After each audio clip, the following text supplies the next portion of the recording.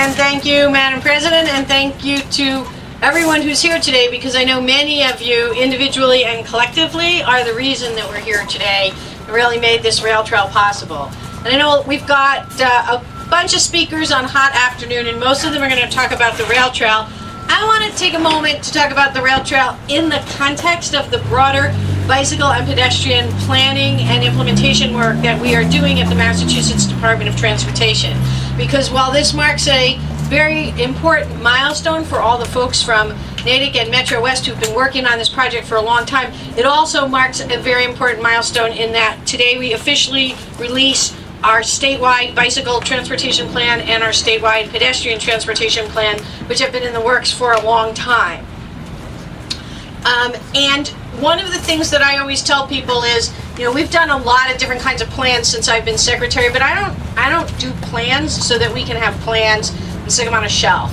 Our plans are really about changing what we do and how we do it, and so the key to these plans is really going to be implementing our bicycle and pedestrian plans, including by funding more projects like this, but also really changing how we do business to accomplish some very simple goals, right? So one is reducing fatalities and serious injuries among people who are walking and biking, while at the same time increasing the percentage of trips that are made by walking and biking. And very importantly, reducing our transportation carbon footprint. Transportation greenhouse gas emissions are the largest and fastest growing in the Commonwealth, and we will never reach our Global Warming Solution Act goals if we can't find a way to get where we need to go with fewer carbon emissions. This rail trail project is a great example of how we collectively are going to achieve those goals. It's going to require investment, it's going to require partnership among communities, groups, cities and towns, and the Commonwealth of Massachusetts. And it's going to require turning what are in many places a sort of disconnected set of walking and biking facilities into a true network by filling in the many gaps in our system. Now, the walking and biking plans are based on three really very simple but important principles. The first is that we have to value people who walk and bicycle and their travel needs, and we have to particularly focus on making sure that these modes of transportation are available to all of us. Children, seniors, people with disabilities, we all need safe places to walk and bike. The second principle is that we as a Commonwealth have to prioritize making investments and improvements for people who walk and bike. And particularly we have to address gaps and barriers that discourage safe walking and biking and increase the likelihood that there will be crashes and that people can be injured.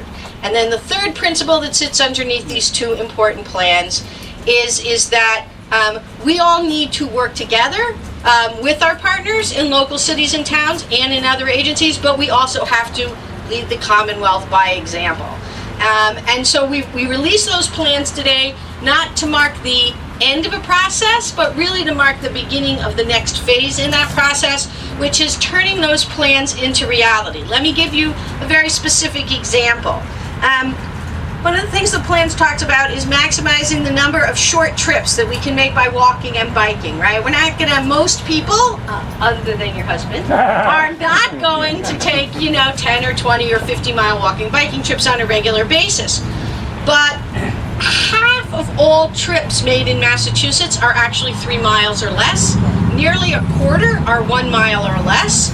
But yet 80% of those trips are currently made by driving. So there is clearly a big opportunity, both from the perspective of reducing greenhouse gas emissions and from the perspective of addressing our terrible congestion problems. If we can make more of those 1, 2, 3 mile trips walking and biking, we can really make a difference both in our communities and for our planet.